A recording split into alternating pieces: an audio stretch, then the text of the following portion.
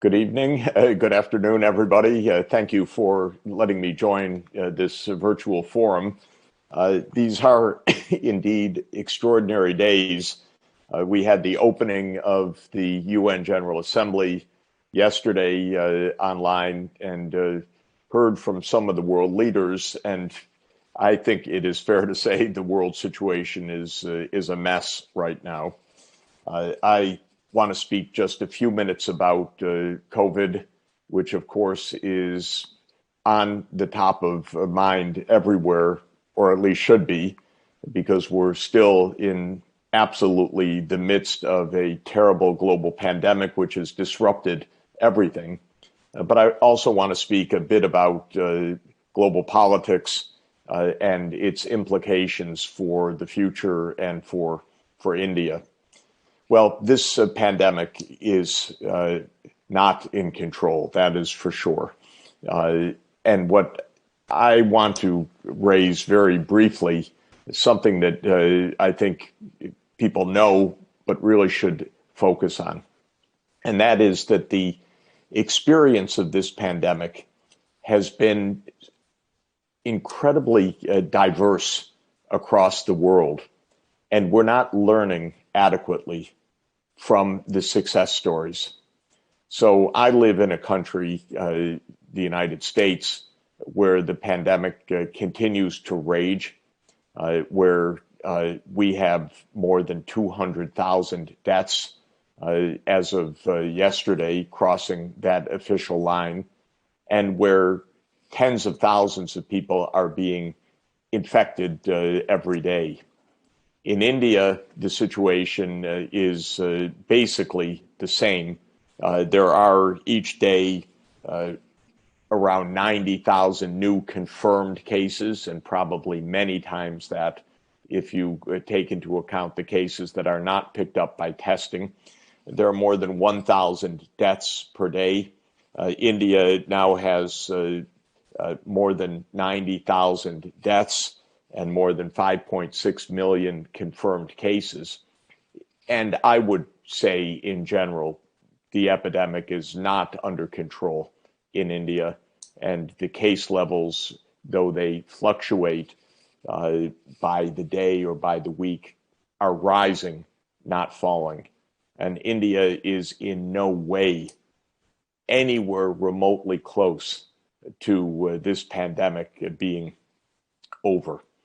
And yet, at the same time as we have this outcome in India and in the United States, we have in the Asia Pacific region, that is East Asia and the countries of Oceania and most of Southeast Asia, a very different situation. In China, almost no cases at all. So India, 90,000 per day. In China, a handful. Some days, none. In Taiwan, basically no cases at all. In Hong Kong, basically no cases at all. In Korea, a few cases per day. In Japan, a few cases per day. In New Zealand, almost no cases. So just next door to India, we see a completely different situation. And in the ASEAN countries, some remarkable experiences of low-income countries that essentially kept this virus out. Vietnam, very few cases. Laos and Cambodia, basically zero cases. In Southeast Asia, it's Indonesia and the Philippines where there have been many cases, but even there, the situation is at least partially in control in Indonesia and the Philippines. So what is the lesson from this? Most of all, the lesson is about governance. It is about the effectiveness and coherence and rigor of governments carrying out so-called non-pharmaceutical interventions against the virus. And I think everybody knows by now, because we hear the list daily, what are those non-pharmaceutical interventions? They are, of course, wearing face masks everywhere, physical distancing, meaning very, very few places with any crowding of people, keeping physical distancing in public areas and in retail areas and in public events. Very importantly, widespread testing and then tracing contacts of those who are infected to stamp down the onward transmission of the diseases. Yet, in my country, in the United States, this did not happen because the President of the United States, despite what one may hear in India, our president is completely incompetent and uncaring. Really an awful, terrible leader, I'm afraid, who has been totally unable and uninterested to put in place effective measures. He politicized wearing face masks. He made it seem like it was an infringement of freedom to have people wear face masks. He called constantly for reopening the economy immediately. He completely neglected the role of testing and tracing. He demeaned and denigrated the scientists in the US government. In my opinion, he's the worst president in American history, and we have more than 200,000 needless deaths as a result of this. In India, the situation is different. The government started by taking this seriously. Of course, in India, the context is also very difficult because of much more poverty and informality and the difficulties of management. And India has underinvested in its public health system basically since independence until today. And so the amount of public health management is much less, public health personnel much less, public health rigor much less. So in India, there was a harsh lockdown at the beginning, but it was not followed by systematic public health interventions that I would have regarded as equivalent to what we see in the Asia Pacific region. By all reports, and this is from a distance, the amount of testing and tracing has been wholly inadequate.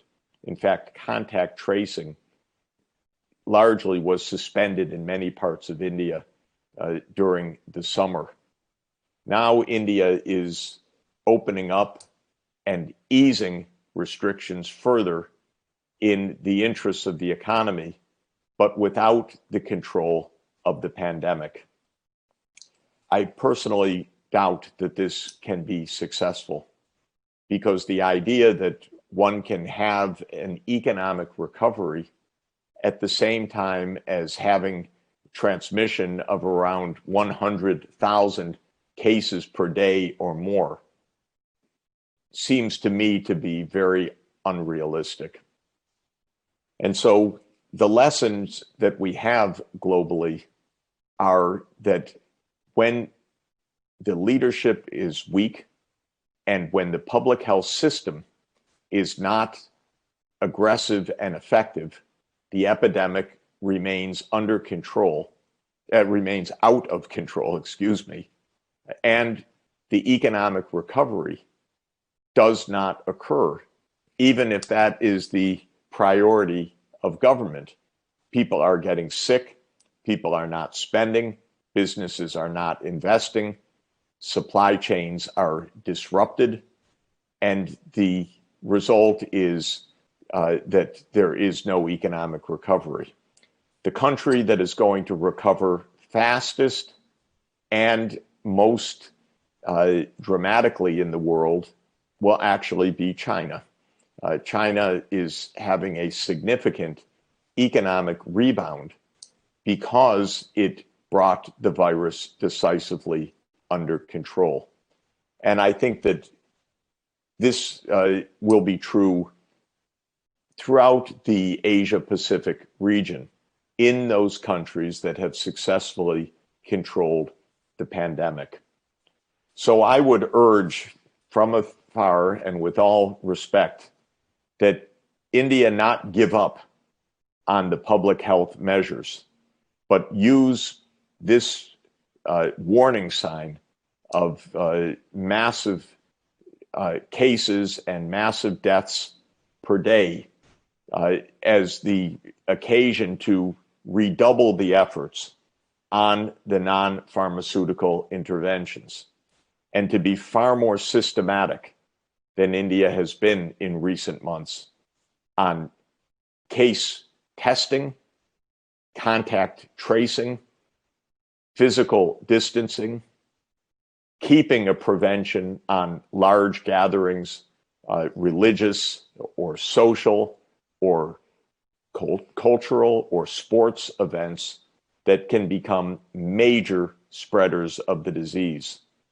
Unfortunately, this is very complicated in India, I know, and India is so diverse and with so many differences across the states in the capacity for management that this will not come easily.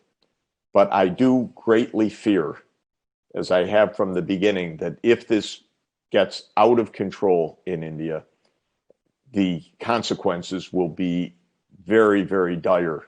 Even if it looks like the death rates are not that high, the explosion in the number of cases multiplied by the death rates that are observed would be a terrible outcome and a very dangerous one. Now, these differences across the world, especially China rebounding and the United States in deeper crisis and India in deeper crisis, are adding to geopolitical divisions and adding to geopolitical threats.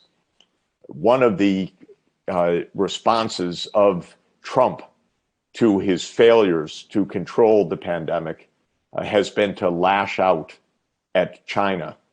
And by and large, Prime Minister Modi has sided with Trump and, of course, with the border skirmishes in the China-India border region. This has added to the tensions. And then Prime Minister Modi joined Trump in barring Chinese digital applications as well. So we went into the opening of the General Assembly yesterday with a growing geopolitical threat of the United States trying to create a Cold War with China and enlisting very openly India in that Cold War. And many people in India feeling that being tough on China is necessary as well. I regard this as very dangerous, and I want to warn you how dangerous it is. My hope is that Mr. Trump will be defeated in the November elections. As I say, I regard him as the greatest threat to the United States of any president that we have had in our history. And I regard him not as a friend of India because he is misleading and misguiding India in this response. If we go to this kind of increased tension, this will be extraordinarily dangerous for the world and extraordinarily unnecessary. Yet at the General Assembly yesterday, Trump lashed out at China. In my opinion, a very vulgar approach and a very vulgar place to do this at the UN General Assembly. to cast blame and to cast aspersions on another superpower in this way. But I believe that this idea of creating confrontation will only raise the dangers in the world, hinder economic recovery, lose the advantages of cooperation, and in the end, fail to accomplish anything that is constructive. For President Xi Jinping's response at the UN yesterday, what we saw instead was a rejection of the idea of a Cold War. China saying that it aims to cooperate with other countries in suppressing the pandemic, that it aims to work with the World Health Organization and the rest of the world to stop this pandemic, and that it aims to recover using green, clean technologies, which is something extraordinarily important for the other major global crisis that we face, which is environmental catastrophe, especially climate change, another area where India is enormously vulnerable, perhaps the most vulnerable country in the world to climate change. China said yesterday something very, very important that I also want to bring to the attention in India. President Xi announced that China would move to carbon neutrality by 2060. In other words, that China would phase out of fossil fuels between now and 2060. This was a major announcement that I think will bring China into closer cooperation with many parts of the world. And it was a major advance in China's policies on climate change. So I want to urge that India follow this course. Europe has announced that it will decarbonize by 2050. China announced yesterday that it will decarbonize by 2060. If Vice President Biden is elected, which I think is likely and extremely important, the United States will be on track to decarbonize by mid-century.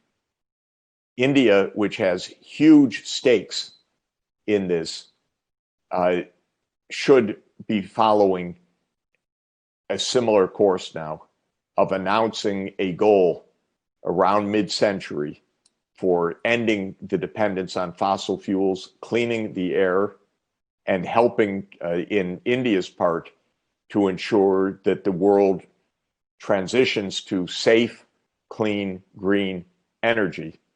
And by doing so, India would build its own industrial capacities for the clean, green recovery ahead. So to summarize, I believe that the approach of confrontation is a dead end. I believe that unless every major country in the world gets this epidemic under control decisively through stepped up public health measures, our economies and our safety will continue to be at grave risk. I believe that India has great stakes in closer cooperation with the countries of East Asia and especially with China because of its importance in trade and in technology, and believe that India should not follow the misguided and ultra-nationalistic policies of Trump, which I hope will be gone after the November election in any event, but rather find a path to closer cooperation, peaceful borders, more trade, and cooperation in a green recovery, which is the only kind of safe recovery that we can have. The stakes are very, very high right now. I can't recall in my lifetime a period of such geopolitical uncertainty and such economic and financial uncertainty, India has a huge role to play in helping the world to find a path to peaceful and sustainable economic development and recovery. And so I really look for India's leadership, first to contain the pandemic within India, and then to reach out diplomatically to help overcome divisions rather than intensify them, and for all of us to build back better with a fairer economy, with more investments in health and education, with a strong reliance on the new digital technologies, and a shift to renewable energy with a clear target to reach a safe, global, decarbonized energy system by mid-century. Thank you very much for the chance to share a few thoughts with you today. I really appreciate it.